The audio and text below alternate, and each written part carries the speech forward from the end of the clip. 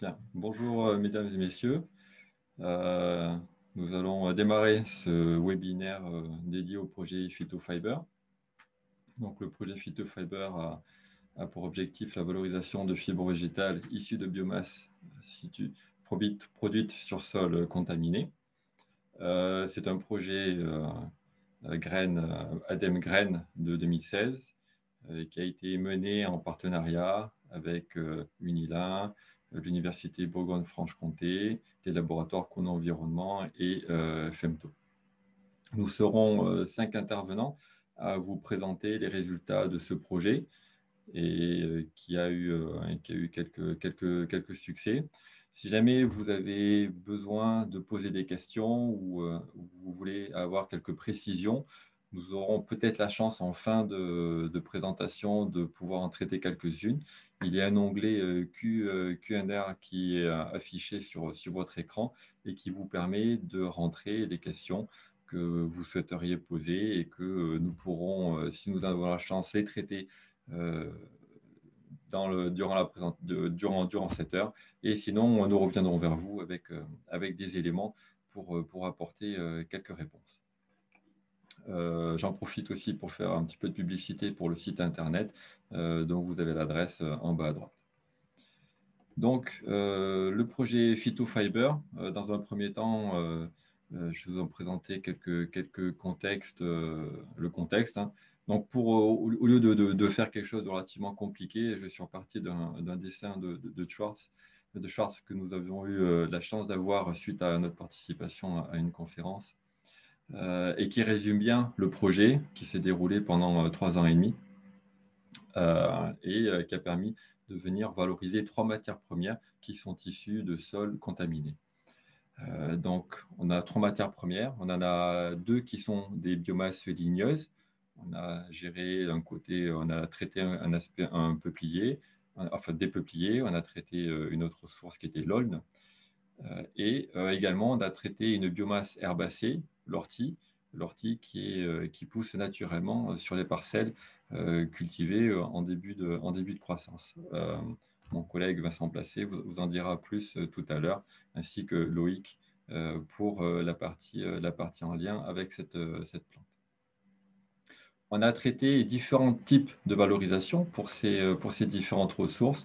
Il y a eu une partie qui a été dédiée à l'ameublement avec des panneaux de particules, des panneaux de fibres qui ont été produits à partir des ressources issues du projet. On a également produit des pâtes pour une application papetière et pour la partie ortie, une valorisation sous forme de composite a été testée.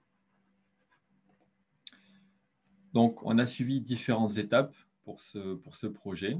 Il y a eu toute une partie en lien avec une évaluation des contaminants et Loïc vous présentera cette partie juste en suivant avec un traitement au niveau de la faune, au niveau de la flore. On a réalisé des produits manufacturés à partir des ressources forestières, d'une part, j'ai cité le peuplier et l'aulne, et également de plantes compagnons que sont les orties. Et au bilan, afin d'évaluer l'intérêt environnemental et économique de la démarche que nous avons entreprise dans ce projet, une étude a été faite sur la base des acquis du projet et pour plusieurs scénarios. Et nous vous présenterons ces éléments dans la suite de l'heure. Donc Loïc, je vais te laisser la main afin de présenter les aspects écologiques. Alors merci Michael. Je t'ai demandé le contrôle. Ça doit être bon. Ça doit être bon. Okay. Alors bonjour à toutes et à tous. Je m'appelle Loïc Young. Je suis actuellement en post-doctorat à l'Université de Lorraine. Je suis rattaché au LIEC et au LSE. Donc effectivement, aujourd'hui, je vais vous présenter une partie des avancées en lien avec le contexte écologique du projet. Alors, est-ce que ça fonctionne? Effectivement. Alors, tout d'abord, il faut savoir que l'ensemble des données que je vais vous présenter aujourd'hui ont été acquises dans le cadre de mon projet de thèse qui s'est déroulé au laboratoire Chrono Environnement sous la direction de Michel Chalot. Donc, je me suis intéressé au fonctionnement et aux performances du système agroforestier peuplier-ortie dans un contexte de phytomanagement des sols contaminés par les éléments traces métalliques. Alors, vous avez ici une belle photo de l'un des dispositifs sur lesquels j'ai eu la chance de travailler. Il faut savoir que les peupliers ont été plantés en 2011 dans le cadre d'un projet ANR biofiltri. Donc, ce type de plantation a été fait sur plusieurs sites contaminés en France et l'ortie s'est développée spontanément jusqu'à coloniser quasi intégralement la strate herbacée. Donc, voici, ça c'était notre point de départ de mon projet de thèse. Et de manière à appréhender le fonctionnement et les performances, eh bien, la première étape est de bien caractériser la biodiversité qui est associée à ces agrosystèmes et notamment les fonctions écologiques de cette biodiversité. Je me suis intéressé à différentes communautés et aujourd'hui, je vais vous présenter des données qui concernent les communautés végétales et entomologiques. Alors, de manière à mieux comprendre le fonctionnement de l'agrosystème au niveau de la phylosphère, c'est-à-dire au niveau des parties aériennes des plantes, donc la première étape a été de réaliser un inventaire floristique. Nous avons également caractérisé taxonomiquement et fonctionnellement l'entomofaune, les insectes. Et enfin, nous avons tenté d'évaluer l'exposition des insectes et des plantes au mercure. Alors, le mercure, puisque cette étude a pris place donc, sur un dispositif biofiltri qui a été installé sur une lagune de stockage de sédiments issus de l'activité chloralcalie et enrichis au mercure. Alors, pour ce qui est de la méthodologie, je vais être relativement bref. Donc, pour caractériser la diversité floristique, nous avons réalisé un inventaire phytosociologique basé sur le protocole de Braun-Blanquette. Un inventaire entomologique a été réalisé sur 2 ans à l'échelle de la strate herbacée où on a réalisé du fauchage et à l'échelle de la strate arborée où on a installé des pièges aériens multidirectionnels pour capturer des insectes. Alors, une fois les échantillons ramenés au laboratoire, nous avons réalisé un tri. Nous avons tenté de les identifier le plus précisément possible d'un point de vue taxonomique. Et ensuite, nous leur avons attribué des groupes fonctionnels, c'est-à-dire on leur a attribué un habitat, un régime alimentaire, une guilde trophique, voilà, ce genre de choses. Et enfin, on a sélectionné une vingtaine de taxons modèles et on a réalisé des analyses de mercure total et de méthylmercure. À savoir que le méthylmercure est l'une des formes du mercure parmi les plus toxiques, parmi celles qui sont les plus à même d'être bioaccumulées par les êtres vivants et par conséquent de se transférer dans les réseaux trophiques. Alors, quelques résultats concernant la diversité floristique. Alors, nous avons recensé à l'intérieur de l'agrosystème peuplier-ortie 26 espèces de plantes qui apparaissent dans le tableau à gauche. Il s'agit pour la majorité des sens eutrophiles, mésoxérophiles, qui ont tendance à affectionner les substrats limoneux. Il s'agit de groupements caractéristiques des ourlets et des friches eutrophiles. Donc, on a vraiment ici une composition floristique qui est cohérente avec les spécificités du site. On a également noté la présence d'essences qui peuvent entraver le développement de l'ortie, notamment le faux sureau ou le liseron. Alors, il y avait également des différences de composition et de densité, notamment au niveau de la densité d'ortie, entre des placettes de peuplier I214 et Scado. Donc, ces deux cultivars se sont développés différemment. Le peuplier Scado a une canopée qui est plus dense, qui laisse moins passer la lumière. On est sur des placettes qui sont plus sombres. Ça, on a pu le vérifier à l'aide de capteurs de lumière. Et on s'est rendu compte que la lumière avait un rôle important pour le développement de l'ortie, puisque l'ombrage apporté par le peuplier va permettre de limiter le développement d'essences concurrentes de l'ortie, mais par contre, il ne faut pas que l'ombrage soit trop important, comme c'est le cas dans les placettes de peuplier Scado, puisque là, l'ortie a plus de mal de se développer spontanément. Quelques résultats maintenant concernant la diversité entomologique. Alors, les 2 ans d'inventaire nous ont permis de récolter plus de 7000 individus qu'on a classés en 362 morpho-espèces. Alors, autant en termes de richesse spécifique que d'abondance, il y a 4 ordres d'insectes qui sont majoritaires dans l'agrosystème. Il s'agit des coléoptères, des hyménoptères, des diptères et des hémiptères. Maintenant, d'un point de vue de la structure des communautés, mais la première chose, c'est qu'il n'y a pas de différence significative en termes de composition d'insectes entre les placettes I214 et Scado. On avait notamment des indices de diversité qui étaient équivalents. À l'échelle de l'agrosystème, cette fois, on avait 83% des morpho-espèces qui avaient un nombre d'individus inférieur ou égal à 10, ce qui représente seulement 10% de l'abondance totale des insectes. Et au contraire, on a retrouvé 8 morpho-espèces surabondantes qui représentent plus de 70% du total d'individus. Et parmi elles, on retrouve un puceron spécialiste de l'ortie, une fourmi rouge, des punaises du genre Nabis et puis des chironomes. Alors tout ça nous permet de voir que la communauté d'insectes dans l'agrosystème est structurée avec 8 espèces surabondantes et de nombreuses espèces dites rares en raison d'un faible nombre d'individus. Raisonnons maintenant d'un point de vue plus fonctionnel. Alors, à l'échelle de l'agrosystème, ce sont les phytophages qui sont majoritaires. Donc, ce sont des herbivores qui sont essentiellement associés à l'ortie ou au peuplier, donc les deux plantes majoritaires, et qui vont être potentiellement nuisibles puisqu'ils vont impacter, dans certaines mesures, les plantes qu'on cherche à produire. Toutefois, les prédateurs et les parasitoïdes, qui sont ici des insectes auxiliaires, sont bien représentés puisqu'ils représentent 36% des espèces et 23% du nombre total d'individus. Il est à noter qu'ils ont essentiellement été retrouvés au niveau de la strate herbacée avec un certain nombre associés à l'ortie. Au niveau de la strate herbacée, encore une fois, on a également observé un certain nombre de lépidoptères, donc des pollinisateurs, qui font aussi partie des auxiliaires. Alors, ces résultats nous montrent qu'ici, la présence d'ortie est plutôt favorable à une biodiversité entomologique auxiliaire, donc potentiellement favorable à l'ensemble de l'agrosystème. Quelques résultats maintenant d'un point de vue de l'exposition de ce système sol-plante-insectes au mercure. Alors ici, vous sont représentés les teneurs en mercure total, donc ce sont les barres que vous voyez, et vous verrez une partie hachurée dans les barres qui représente les concentrations sous forme de méthylmercure, la proportion sous forme de méthylmercure. Alors, première chose, c'est que dans le sol, on a 5500 ppb de mercure, ce qui correspond à 20 fois les concentrations qu'on est susceptible de retrouver en milieu naturel dans un sol, avec seulement 0,03% de ce mercure sous forme méthylée, donc la forme la plus problématique dans l'environnement. Pour ce qui est de l'ortie, on a des concentrations très inférieures en mercure total. On est de 10 à 50 ppb avec 1% de méthylmercure, ce qui représente encore une fois des quantités très faibles de méthylmercure.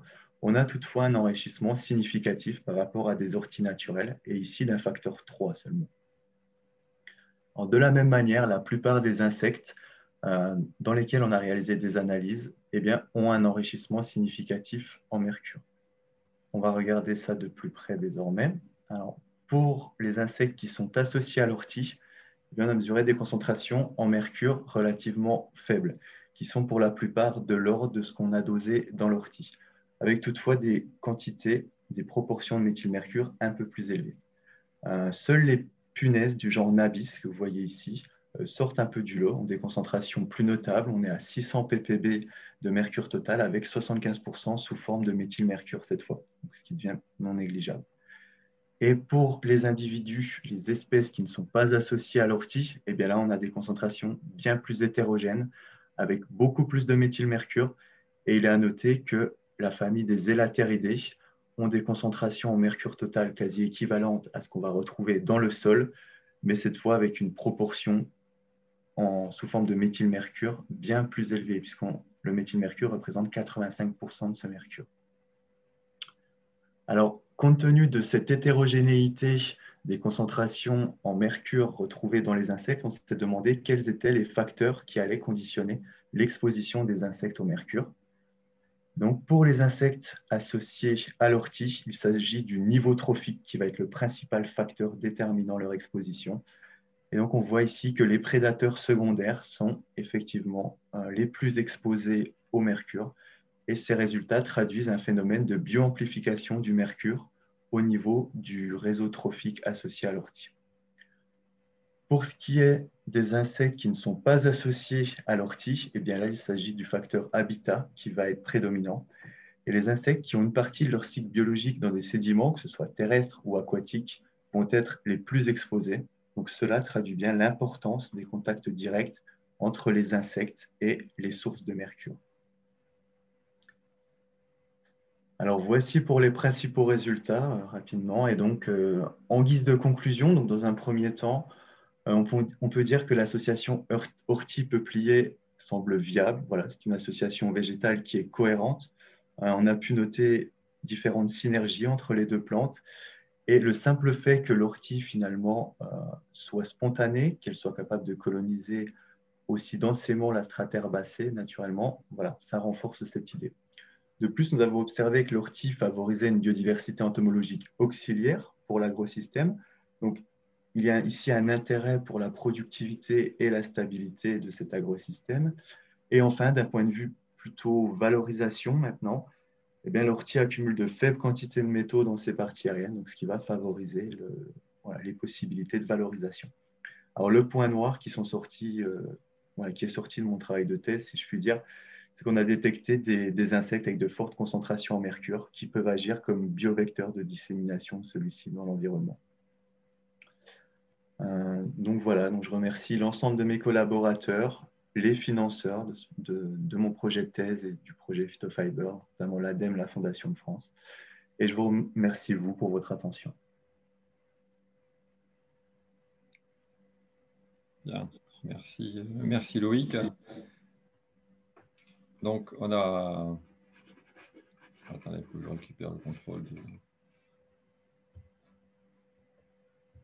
Voilà. Donc, merci Loïc pour cette présentation de tes résultats de thèse. Donc, on a vu que finalement, le développement de l'ortie en co-culture avec du peuplier était plutôt favorable à la fois au développement entomologique et également à la biodiversité. Alors, peut-être qu'on pourrait éventuellement envisager un projet sur la valorisation des insectes et du chitosan qui peuvent véhiculer pour une prochaine étape. En attendant, je vous propose de passer à la partie en lien avec la valorisation de la partie peuplier ou bien aulne. Donc, on a eu la chance d'avoir accès à deux types de ressources de l'aulne qui étaient issues d'une parcelle qui est située dans le nord à Fresnes-sur-Escaut, qui était contaminée par le dragage de canaux, et le peuplier qui était originaire de Tavaux, avec une contamination au mercure, comme l'a bien décrit Loïc. Donc, il y a eu plusieurs étapes. La première, pour nos travaux sur le bois, était l'approvisionnement, où on a pu sélectionner les arbres. Donc, vous avez une photo en bas à gauche qui vous présente les parcelles sur lesquelles poussaient les aulnes. On a eu une étape d'abattage, d'écorçage. On a fait une valorisation du bois, donc exempt de son écorce, avec une mise en copeaux. Et on a récolté et on a accumulé plus de 150 kg de ressources afin derrière de pouvoir disposer de suffisamment de matière et passer à l'étape de valorisation. Dans un premier temps, avant d'attaquer la partie valorisation, nous avons fait un contrôle sur les différents contaminants qui peuvent être présents dans la matière. On a considéré d'une part la matière première, en considérant les copeaux issus d'aulne et de peupliers séparément, et on a fait une autre évaluation dans les produits finis. Donc, vous avez la liste des différents produits qui ont été fabriqués, je le rappelle, des panneaux de particules, des panneaux de fibres pour l'ameublement, des pâtes mécaniques et des pâtes chimiques blanchies pour l'industrie papetière. Et on a eu une valorisation plus en lien avec la chimie, où on a regardé le potentiel de ces différentes essences à avoir une valorisation sous forme de produits chimiques. On est venu explorer 25 contaminants différents et on les a tracés dans ces différentes étapes. Donc, on va retrouver du cadmium qui était présent sur le site où poussait l'aulne, le mercure pour la partie peuplier, mais également tous les autres qui peuvent être éventuellement présents dans la matière lignocellulosique. Donc, pour la partie matière première, donc on a quantifié tous les approvisionnements et on a fait une synthèse également des différentes contraintes que pouvaient avoir les industries concernées pour l'approvisionnement et par rapport aux contaminations chimiques qui pouvaient exister. Et le bilan montre que les cahiers des charges sont tout à fait compatibles avec les niveaux de contaminants qu'on a pu identifier dans la matière première, le bois. Pour la partie produits finis, on est venu quantifier 67 produits différents. On a fait les 9 valorisations, mais on est venu aussi quantifier les contaminants dans les produits intermédiaires. Donc, c'est-à-dire à chacune des étapes de transformation, si on prend l'exemple du panneau de particules, on est venu caractériser les copeaux initiaux, les particules produites, les particules encollées et le panneau de particules finies. Et selon les différentes valorisations, on a plus ou moins d'étapes intermédiaires. Et l'autre point important, c'est qu'on est venu comparer la présence ou la quantité de contaminants à différentes productions modèles de référence qui ne contenaient pas de matériel lignocellulosique issu des sols contaminés. Les conclusions sont qu'on a des produits finis qui respectent la législation sur les compositions chimiques. Pour tous les produits, on a des contraintes assez fortes par rapport au type de contaminants qui peuvent être présents et on est toujours en dessous de ces seuils et donc on est bien on respecte bien les attentes de l'industrie. On a également essayé de faire une cartographie des contaminants, du venir des contaminants dans les procédés. Alors, on est sur des choses qui sont un petit peu détaillées, malheureusement, et pour une présentation relativement courte, on ne peut pas aller dans le détail, mais pour un exemple, ici, pris dans le cadre d'une cuisson craft, d'une cuisson de papetière de type craft, on a modélisé, alors modélisé est un terme un peu pompeux, mais on a repris les différentes étapes, les grandes étapes de fabrication, que ce soit la partie plus parc à bois avec la gestion des copeaux, la gestion des écorces, la partie process avec la cuisson craft, les coproduits que peuvent être les liqueurs noires. On a géré toute la partie en lien avec le blanchiment et ensuite on est venu sur la mise en forme finale avec la fabrication d'une unité fonctionnelle de 1 tonne de pâte. Donc, on est venu investiguer la présence ou l'évolution des contaminants à chacune de ces étapes et ça nous a permis d'avoir une cartographie qui est représentée ici avec l'évaluation des contaminants qui sont présents initialement dans les copeaux, ensuite leur devenir, la quantité, comment elle évolue au niveau des fibres avec un flux principal de pâte, mais également un flux secondaire avec de la liqueur noire qui également est valorisée au niveau des industries papetières. Et ensuite, quels étaient les contaminants présents dans le produit fini. Alors, je vais anticiper la question en lien avec la présence de zinc. On voit qu'il y a une augmentation à une des étapes et ça nous a, en fait, cette augmentation est due en fait au procédé qui est utilisé, que nous avons simulé avec des classeurs qui sont composés en partie de zinc. Et ça nous a permis de voir que finalement, il y avait une partie des contaminants qui était plus apportée par le procédé que réellement par la matière première. Donc, en termes de contamination, on a plutôt tendance à avoir un apport en zinc par le process plus que par la partie bois. Et on voit que pour la partie cadmium, finalement, on a une diminution tout au long du process et on n'a pas de point de concentration particulier au fil du procédé. Et donc, on a appliqué cette approche, cette cartographie pour l'industrie craft. On a fait la même chose pour l'industrie du MDF. Donc ensuite, on est venu produire les matériaux à base de bois, on les a venus les caractériser. On a appliqué différentes conditions de mélange. On n'a pas fait des substitutions à des niveaux de 100% parce que ça n'est pas réaliste par rapport aux contraintes d'approvisionnement actuelles des usines. On est venu faire des substitutions à des seuils de 20%. C'est des choses qui sont relativement élevées par rapport aux contraintes, mais n'empêche, ça permettait éventuellement de distinguer des choses un petit peu spécifiques par rapport aux propriétés mécaniques des produits finis et également au niveau des contaminants dont j'ai parlé juste avant. Donc, on est ensuite venu mesurer les performances de ces différents produits et on a vu qu'il y avait des différences de comportement à la fois selon les applications et selon le type d'essence qu'on est venu introduire. L'aune et le peuplier n'ont pas tout à fait les mêmes caractéristiques fibreuses et comme on est sur des valorisations où l'impact de la morphologie de la fibre sont relativement importantes, il fallait, voilà, on retrouvait ce lien. Et dans tous les cas, ce qu'il faut retenir, c'est qu'on a eu des niveaux de performance qui étaient acceptables euh, pour tous les produits que nous avons pu fabriquer. Il n'y a pas eu de conditions qui étaient rédhibitoires avec des résultats qui étaient vraiment tellement bas qu'on ne pouvait pas envisager d'introduire de peuplier et d'olde dans les procédés euh, pour, pour les conditions testées. On peut même également dire qu'on a eu des conditions, on a eu des résultats où finalement l'apport des essences du projet était plutôt favorable parce que les fibres apportées par ces essences étaient spécifiques, avaient des propriétés meilleures que les approvisionnements actuels.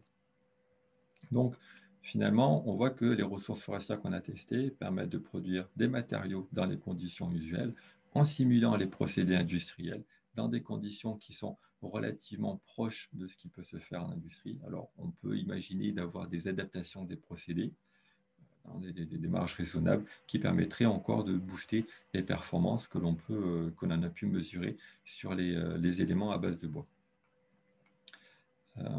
Voilà. Et donc, ça clôture cette partie sur le bois. Et je vous propose maintenant de venir investiguer ou venir écouter avec moi Vincent Placé qui va venir vous présenter les résultats obtenus sur la valorisation de l'ortie. Merci Mickaël. Bonjour à toutes et à tous. Donc, je m'appelle Vincent Placé, je suis ingénieur de recherche à l'Université de Franche-Comté. Je travaille au sein du département mécanique appliquée de l'Institut FEMTO-ST. J'anime une équipe de recherche qui travaille sur le comportement mécanique des fibres végétales et des composites biosourcés. Donc, dans le cadre de ce projet Phytofiber, nous avons travaillé sur la valorisation des fibres d'ortie récoltées sur ces sols contaminés et nous avons essayé en particulier de répondre à plusieurs questions qui sont les suivantes. Est-ce que ces matières ont les caractéristiques et les propriétés physiques, mécaniques, les performances pour être utilisées dans des applications matériaux pour différents domaines applicatifs? Et est-ce que les contaminants, la teneur en contaminants est compatible avec ces utilisations? Est-ce que la quantité de matière, les rendements qui peuvent être obtenus sur ces sols sont également suffisants pour justifier une utilisation dans le domaine des matériaux? Donc, je vais balayer à travers ces quelques slides les résultats principaux et les éléments de réponse que nous avons pu apporter à ces questions au cours du projet Phytofiber.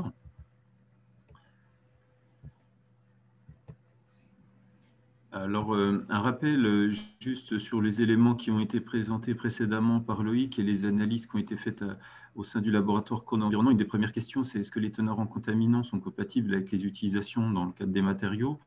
Donc, vous pouvez voir ici le rappel des valeurs, en particulier pour les fibres, donc, qui montrent des concentrations en mercure sur les sols donc, contaminés qui ont été présentés précédemment sur le site de Tavaux en particulier. Donc des valeurs autour de 0,008 mg par kg de matière sèche, donc qui sont inférieures au seuil généralement toléré pour les cultures non alimentaires, autour de 0,2, et qui sont de l'ordre de grandeur, même des concentrations qui peuvent être mesurées pour des cultures alimentaires, pour des plantes ayant poussé sur des sols non contaminés, enfin en tout cas non identifiés en tant que tels.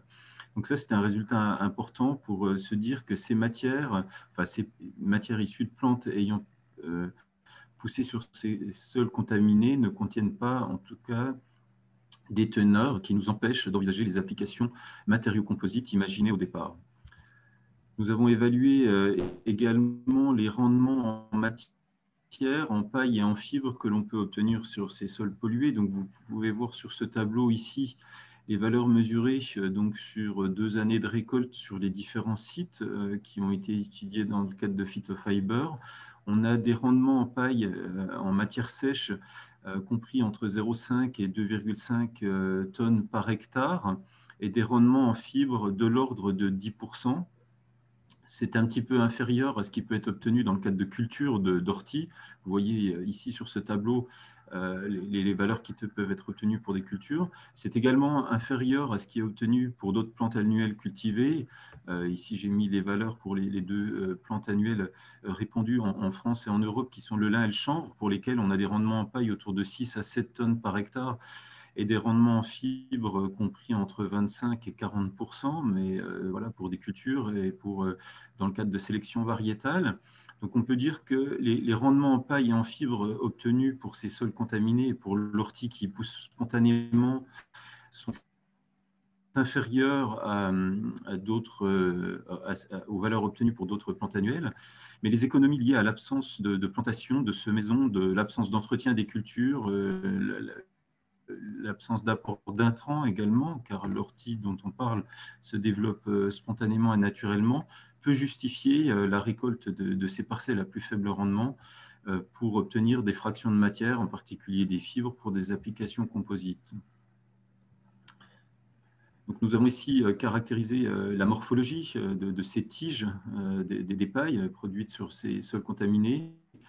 Donc, en quelques mots, ce qu'on peut voir, c'est que les longueurs moyennes de tiges sont de l'ordre d'1 mètre pour des diamètres de 3 mm. C'est un peu inférieur à ce qu'on peut obtenir dans le cadre de cultures à partir de cultivars sélectionnés, mais ça reste néanmoins compatible avec les outils de transformation mécanique généralement utilisés en France pour ces plantes à fibres. Et donc, si je parle de transformation mécanique, l'idée, ça va être d'extraire effectivement de ces tiges 2 fractions de matière, les granulats de bois, qui sont dans la partie xylémienne de la tige. Vous pouvez le voir représenté ici. Donc, sur cette photo coupe transversale de tige, on a une lacune centrale. On a ensuite la moelle et la partie qui suit, qui est la plus épaisse de la tige, c'est le xylème, donc, duquel on va pouvoir extraire des particules d'ortie. Et puis dans la partie la plus périphérique, juste sous l'épiderme et l'écorce, donc dans la partie plutôt phloémienne, on va retrouver des fibres longues qui ont cette allure une fois extraites de la tige, qui peuvent être intéressantes pour différents types d'applications, en particulier dans le domaine des composites. Donc, tout l'enjeu est d'extraire sans endommager ces fractions de matière de la tige. Et pour cela, dans le cadre du projet Phytofiber, on a utilisé un outil de défibrage mécanique qui est disponible donc, au laboratoire de chimie agro-industrielle et au LGP de l'ENIT à Tarbes. C'est une effilocheuse de la marque Laroche, le modèle Cadette, qui est généralement destinée à la transformation de matières fibreuses, et en particulier plutôt les déchets de l'industrie textile, les déchets de filature et de tissage. Et donc là, l'idée, c'était de l'utiliser pour voir si on peut défibrer correctement ces tiges d'ortie et pour obtenir d'une partie les particules et d'un autre côté les fibres longues. Et on a réussi donc avec un assez grand succès à obtenir ce défibrage avec cet outil. On a transformé les pailles d'ortie et ce sans rouissage préalable, c'est-à-dire sans avoir laissé les tiges préalablement sur le sol pour initier la dégradation de certains des tissus, ni pré-traitement chimique. Donc c'était un point positif et c'est ici un outil pilote, mais qui peut être également envisagé pour une utilisation industrielle sans problème. Donc, une fois cette transformation faite, on a cherché à caractériser les fractions de matière et évaluer leur potentielle utilisation dans le domaine des composites sous forme de panneaux composites. Donc, la première fraction de matière qu'on a caractérisée, il s'agit des fibres longues. Donc, je vous rappelle que c'est ces fibres qui sont dans la périphérie de la tige. Vous pouvez voir ici le travail de caractérisation morphologique qui a été fait. C'est important de connaître la morphologie et le facteur de forme de ces fibres. Ça joue un rôle important dans le renforcement des matériaux composites. Ça pilote également directement leur comportement mécanique. Donc, on a obtenu des diamètres moyens autour de 37 microns, ce qui est un petit peu plus élevé que pour les fibres de lin et de chanvre. Et on a remarqué également la présence d'un vide cellulaire, ce qu'on appelle lumen, assez important, une caractéristique qui joue un rôle également sur les performances mécaniques résultantes. Donc justement, avant de parler des propriétés mécaniques, quelques mots sur la composition biochimique. Donc il s'agit bien de fibres cellulosiques principalement. On voit un taux de cellulose de 50% dans ces fibres, des hémicelluloses avec un niveau autour de 8-9% et une quantité de lignine qui est relativement faible, autour de 2%. Donc, un taux de lignification qui est bien plus faible que pour les fibres qui sont présentes dans la partie xylémienne. Donc, ce sont des valeurs qui sont aussi en accord avec ce qui a été mesuré dans la littérature pour des cultivars étudiés jusqu'alors. Pour les propriétés mécaniques, donc on a réalisé des essais de traction sur fibres élémentaires d'ortie extraites de ces tiges. Vous pouvez voir à gauche un nuage de résultats obtenus sur un grand lot de fibres exprimés en contrainte et déformation en traction. Et puis dans le tableau, vous pouvez voir les valeurs moyennes, donc avec un module d'élasticité de 53 gigapascales en moyenne et une contrainte à rupture supérieure à 700 mégapascales.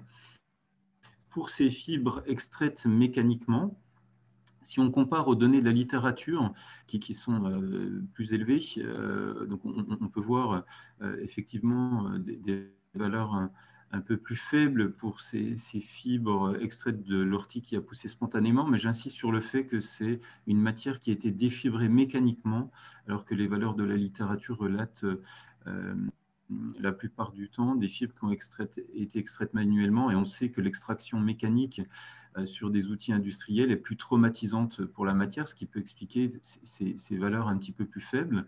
Mais dans ce tableau, vous voyez aussi tout à droite les valeurs qui sont données pour un lin transformé industriellement, également sur des lignes de taillage et de peignage. Et on peut voir que les valeurs, que ce soit en termes de rigidité ou de contrainte à rupture, sont vraiment très proches. Donc ça montre le fort potentiel de ces fibres d'ortie pour des applications dans le domaine des composites. Et dans le cadre du projet Phytofiber, on a évalué dans un premier temps ce potentiel de renfort à l'échelle de composites à fibres courtes. Vous voyez en haut à gauche la préparation de granulés fait à partir de polypropylène et de fibres courtes d'ortie. Sur la photo de droite, les éprouvettes qui ont été réalisées par injection. Donc il s'agit ici non pas de pièces industrielles, mais d'éprouvettes pour la caractérisation mécanique. Et vous voyez en bas dans les tableaux les performances mécaniques et le taux d'amélioration de propriétés mécaniques qui peut être obtenu lorsqu'on ajoute ces fibres d'ortie au polypropylène, avec en particulier un module Young qui passe de 1,4 gigapascal à 3,8. Donc des niveaux d'amélioration de propriétés de rigidité qui sont similaires à celles qui peuvent être obtenues avec des fibres plus courantes telles que le chanvre et le lin. Donc pour cette fraction de matière, ce que je dirais, c'est qu'à travers ce projet, on a démontré que les tiges d'ortie peuvent être transformées mécaniquement, sans pré-traitement, que les rendements obtenus sur ces sols contaminés sont suffisants pour justifier une récolte et une transformation en vue d'application pour des matériaux, et que les propriétés mécaniques, que ce soit au niveau des fibres ou des composites, sont tout à fait satisfaisantes et comparables à ce qui peut être obtenu avec d'autres fibres de plantes annuelles telles que le lin et le chanvre. Voilà, donc pour l'autre fraction de matière, je vais rendre la parole à Michael Lecourt, qui va vous présenter la valorisation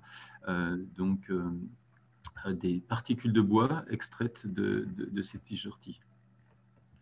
Super, merci Vincent. Donc on le voit, hein, on a les fibres d'un côté, on a des coproduits.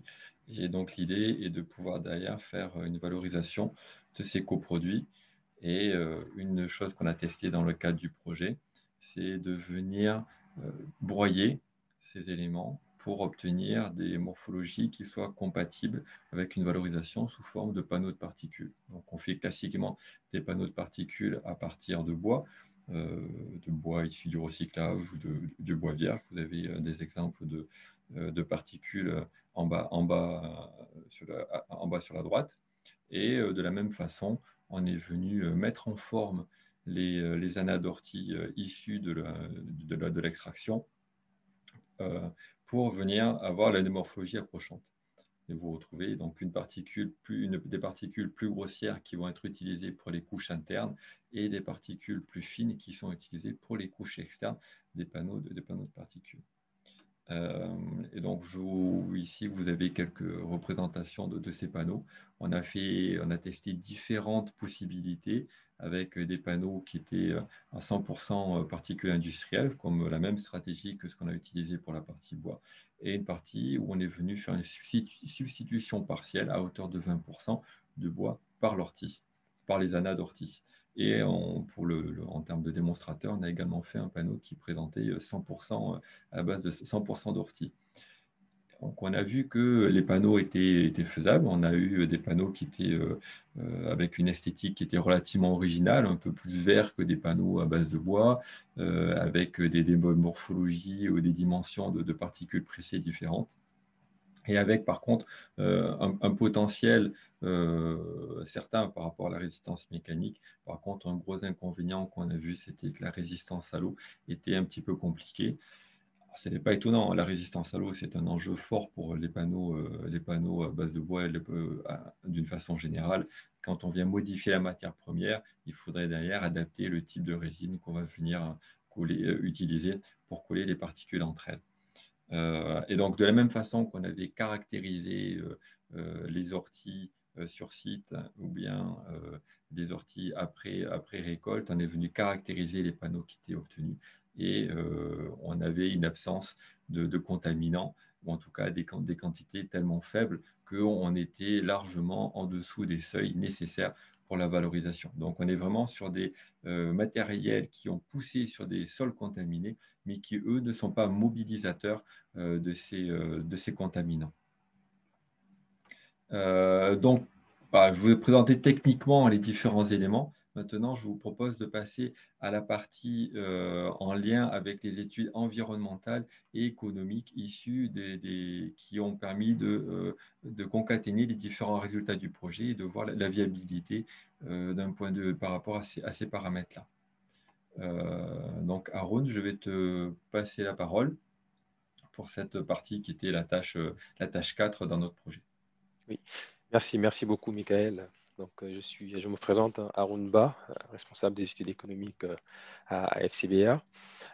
Donc, pour ce qui est de ce lot 4, qui vise à apprécier, comme l'a dit Michael, le marché potentiel de biomasse issu de ces sols phytostabilisés, ainsi qu'à en évaluer les implications en termes de bénéfices potentiels en termes économiques, environnementaux et sociétaux.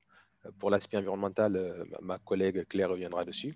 Donc, pour cette première partie, la tâche 4.1, qui constitue la première étape de cette évaluation et se concentre vraiment sur l'analyse de marché et l'intérêt pour les industriels de la biomasse qui est issue de ces sols contaminés. Alors, pour faire un peu d'historique sur le sujet, du fait d'une activité industrielle et minière qui a été importante en France au 19e et 20e siècle, aujourd'hui, le pays fait face à la pollution des sols de certains sites qui sont au jour d'aujourd'hui inexploités ou valorisés, en particulier, comme vous pouvez voir dans la carte qui est sur la droite, les points orange sur la carte, notamment dans les régions du Nord et de l'Est, ainsi aussi un peu en Île-de-France, comme encore une fois visible sur la carte. Alors, au 1er janvier 2019, environ 7000 sites pollués étaient recensés. Aujourd'hui, il n'existe pas vraiment de marché de valorisation de cette biomasse issue de ces sols contaminés. L'objectif de cette partie est donc d'évaluer l'intérêt des industriels pour ces applications. Alors, pour évaluer le marché potentiel de cette biomasse, une enquête auprès d'industriels, notamment de la filière bois-énergie, mais aussi des fabricants de panneaux, a permis une estimation de la demande. Alors, les industriels de panneaux et d'énergie sont plutôt favorables à l'utilisation de cette biomasse sous quelques petites conditions. Alors, étant donné qu'il faut déjà que cette biomasse respecte les limites de polluants qui sont prévues notamment dans les cahiers des charges des panneaux-tiers, il faut que cette biomasse dispose du statut de biomasse et non du statut de déchet. Il faut aussi que les jugements soient plutôt proches et des prix plutôt compétitifs. Alors, pour ce qui est, par exemple, là je parlais plus spécifiquement des peupliers. Pour ce qui est des orties, elles peuvent aussi être valorisées. Tout à l'heure, Vincent et Michael sont revenus dessus sur les voies de valorisation de l'ortie, qui sont également une piste qui a été explorée dans ce projet. Alors, ce qu'on n'a pas pu faire dans ce projet, c'est que, certes, on a un peu identifié la demande des industriels, mais on a du mal à estimer aujourd'hui l'offre, enfin, en tout cas, tous les jugements de biomasse qui pourraient être produites à terme à partir de ces sols contaminés en France, ce qui est un peu une limite qu'on a eu, enfin en tout cas une barrière qu'on a eu à franchir dans le cadre de ce projet.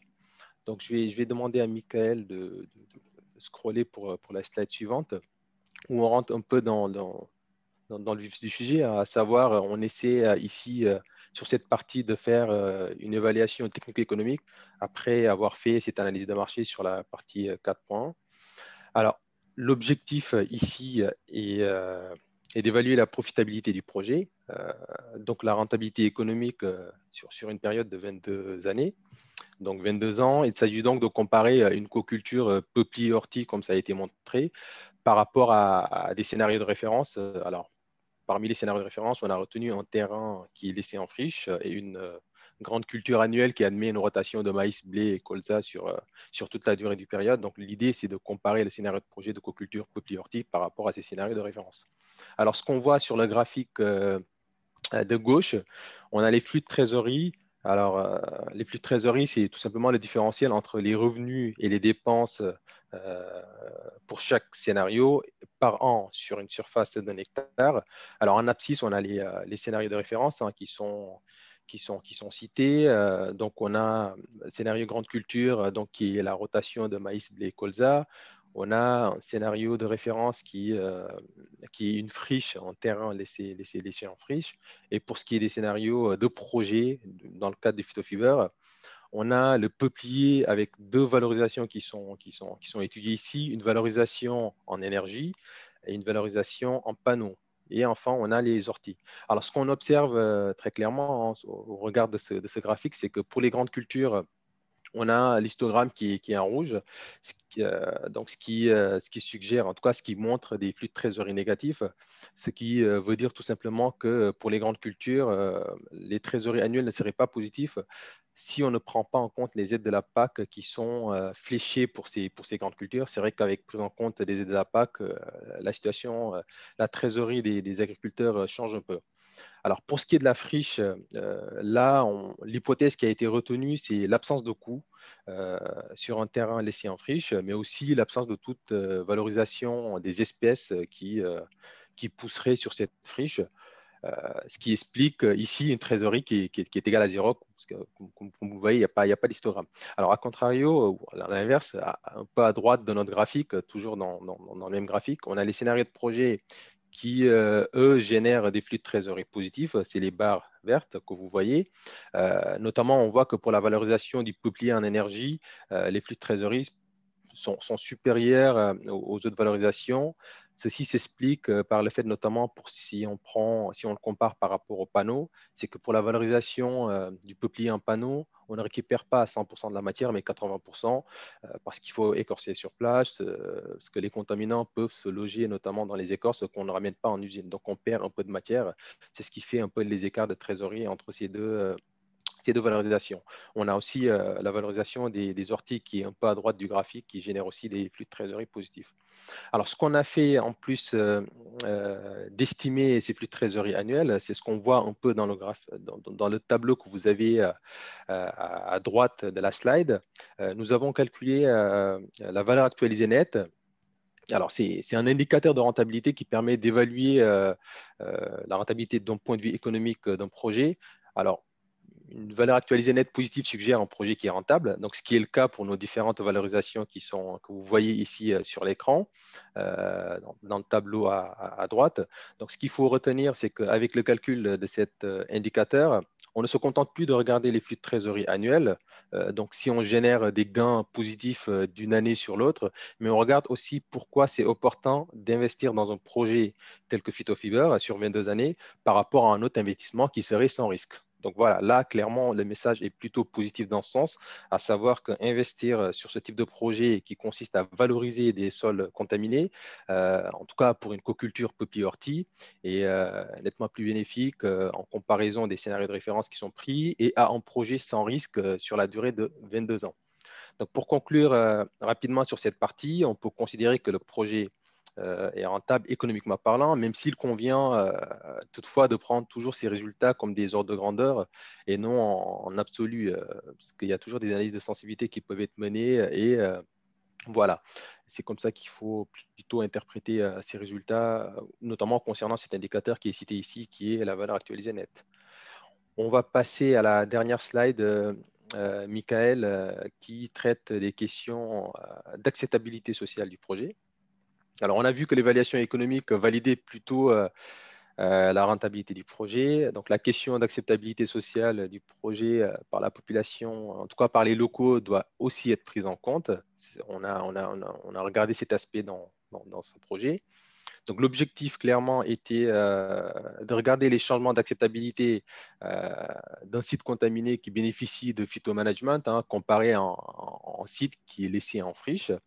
Il faut noter qu'on n'a pas pu réellement faire d'enquête auprès des populations environnantes du projet Phytofiber, les locaux qui sont directement concernés par le projet, car la crise sanitaire liée à la Covid a un peu amoindri cet objectif. Donc, ce qu'on a fait, on a pris comme exemple un projet, le projet de reboisement de Pierrelet dans le Val d'Oise, pour tirer des enseignements sur les questions d'acceptabilité du projet. Donc, on a résumé un peu sur le tableau que vous voyez devant vous les impacts positifs et négatifs. Donc, en se basant sur les articles qui ont été publiés sur le sujet, les impacts positifs sont principalement liés à l'amélioration du paysage, parce que pour ce qui est du projet de reboisement de Pierrelet, c'était une déchetterie un peu à ciel ouvert. Là, une forêt est en train de pousser, donc ce qui est un point positif du point de vue de l'analyse qui a été fait sur une revue d'articles. On a aussi l'accès à cette forêt qui a été soulignée comme impact positif, qui souvent, une forêt qui pousse avec les services qui sont liés à ça et génératrice d'emplois au niveau local. Donc, en l'inverse, on a quand même quelques points négatifs, comme vous pouvez toujours le voir sur le tableau, notamment des associations de chasseurs qui ont pointé le fait que la pratique de la chasse était plutôt interdite sur cette forêt, et les riverains qui ont pointé aussi l'aspect négatif de la durée de la mise en œuvre du projet qui a débuté en 2012, qui est sur de très bons rails, qui est en train d'être finalisé, mais qui n'est pas complètement fini. Donc, ce qu'on retient à travers cet exemple sur la question d'acceptabilité qu'on essaie de benchmarker par rapport au projet Phytofiber, c'est que la communication en amont avec les locaux favorise grandement l'acceptabilité sociale d'un projet, même si ça consiste à valoriser des sols contaminés. Donc, en conclusion, sur ces parties que je viens de dire, sur ce projet Phytofiber qui exploite un terrain qui a été laissé en friche, ça permet d'améliorer le paysage, ça c'est avéré, tout en aussi permettant une rentabilité économique, ce qui coche un peu les deux cases. Là, je vais passer la main à ma collègue Claire qui vous parlera de l'évaluation environnementale pour voir ce qu'on en tire. Merci Haroun. Donc, bonjour à tous. Je m'appelle Claire Gourdet, je travaille à FCBA sur toutes les questions plutôt liées à l'évaluation environnementale. Donc, dans le cadre du projet Phytofiber, pour cette partie, on a réalisé un bilan gaz à effet de serre, donc un bilan GES, pour évaluer les impacts sur le changement climatique qui ont été générés par différentes voies de valorisation d'un sol contaminé par des éléments traces métalliques. Donc pour cela, en fait, on a évalué les flux de carbone entrant et sortant du système, et ce pour le carbone d'origine fossile, mais aussi d'origine biogénique. Donc le carbone biogénique, par opposition au carbone fossile, ça va être le carbone qui va s'intégrer à un cycle court de captation et de réémission, c'est-à-dire que l'exemple type, en fait, c'est les végétaux qui vont séquestrer du carbone de l'atmosphère sous forme de CO2, le stocker, et ce carbone sera ensuite réémis dans l'atmosphère lorsque les tissus végétaux seront détruits. Et donc là, on est sur un cycle plutôt de l'ordre d'une centaine d'années, donc c'est relativement court par rapport au cycle fossile.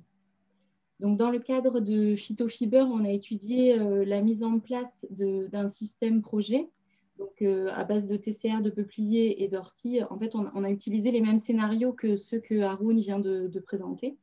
Donc le système projet qui a été implanté sur 2 sites différents, pour lesquels on avait une situation initiale de référence. Donc d'un côté, une friche avec des phragmites, une friche végétalisée, et d'un autre côté, un système agricole. Et donc on a comparé en fait les bilans gaz à effet de serre de chacun de ces scénarios. Voilà. Et donc du coup, tout ça c'est présenté dans le tableau que vous avez sur la slide. Et donc quand on compare en fait les résultats de ces bilans gaz à effet de serre, on voit déjà, quand on fait le bilan des émissions du système et des captations, en fait, on voit qu'on obtient des résultats qui sont négatifs pour l'ensemble des scénarios. Ça, en fait, ça veut dire que chacun des scénarios va permettre de stocker beaucoup plus de carbone qu'il ne va en émettre.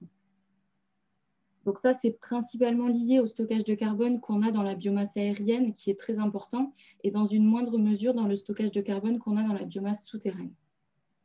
Quand on regarde aussi ces résultats, en fait, on s'aperçoit que les résultats sont très proches.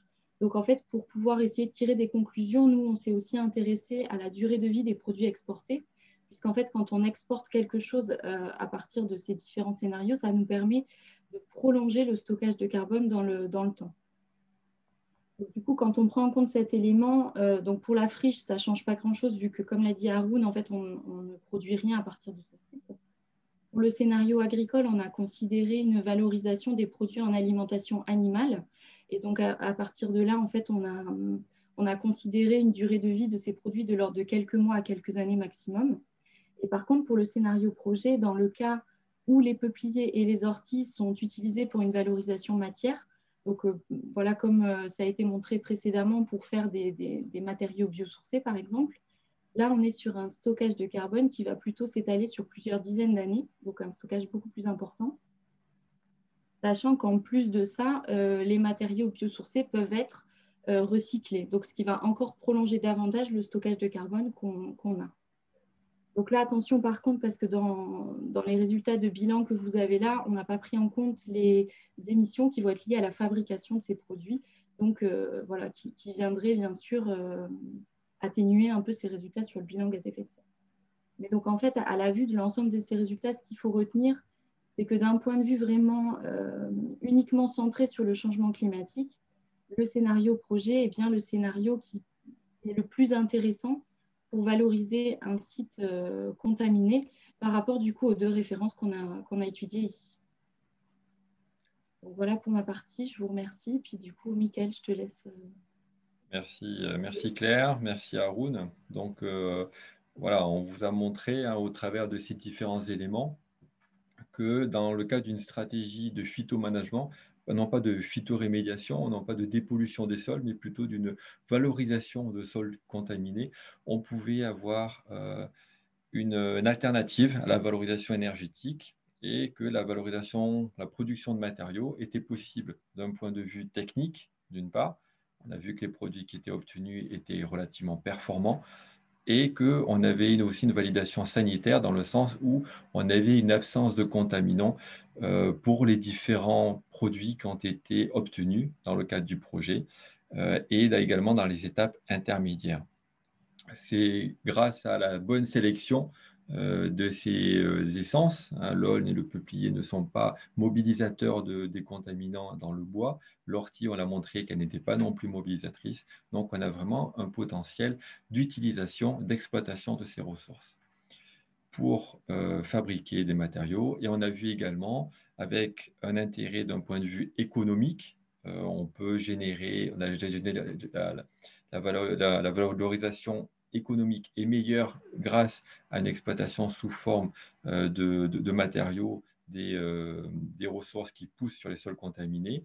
Alors, on a bâti des scénarios sur des hypothèses. L'hypothèse de 22 ans, par exemple, est basée sur le fait qu'on a une triple rotation de la récolte de peupliers, une récolte tous les 7 ans.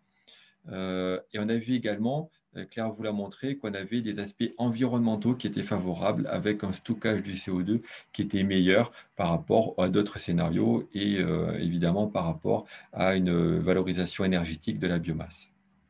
Donc, on a répondu par rapport à ces attentes, vraiment c'était plutôt positif de vous dire produire des matériaux à partir des ressources issues des sols contaminés. Il reste quelques points à approfondir, notamment l'aspect régularité de la qualité de la biomasse en lien avec la présence des contaminants et venir évaluer éventuellement d'autres types de contaminants que peuvent être des produits issus de l'exploitation du bois, par exemple. On sait que les contaminants ou les produits de préservation du bois peuvent éventuellement se retrouver dans les sols et entraîner une contamination. Donc, ça pourrait être intéressant d'élargir à autre chose que des sols contaminés par du mercure ou bien du cadmium. Il faudrait également s'assurer que le coût de la biomasse la biomasse à mobiliser a des coûts compétitifs, c'est-à-dire qu'on n'a pas besoin de dépenser plus pour venir utiliser cette récolte issue de sols contaminés. Et sur le statut de la biomasse, Haroun en a dit quelques mots, il fallait s'assurer qu'on était bien sur la biomasse exploitable et non pas sur un statut de déchet. Et donc, on l'a montré pour l'ortie, par exemple, avec une valorisation en cascade des différentes ressources. D'une part, la valorisation fibreuse, mais également la valorisation des ANA qui a été investiguée au travers des panneaux de particules.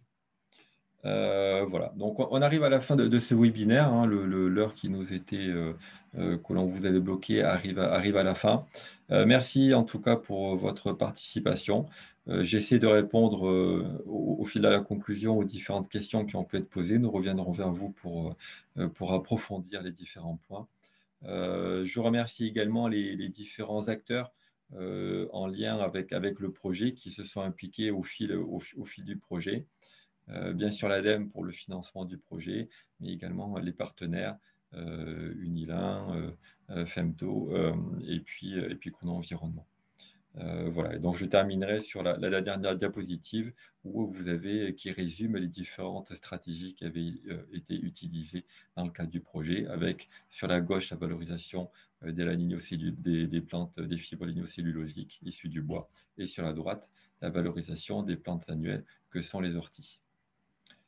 Voilà, donc il est midi 2. Je vous remercie à nouveau pour votre participation et n'hésitez pas à revenir vers nous pour répondre à des questions qui vous viendraient par la suite.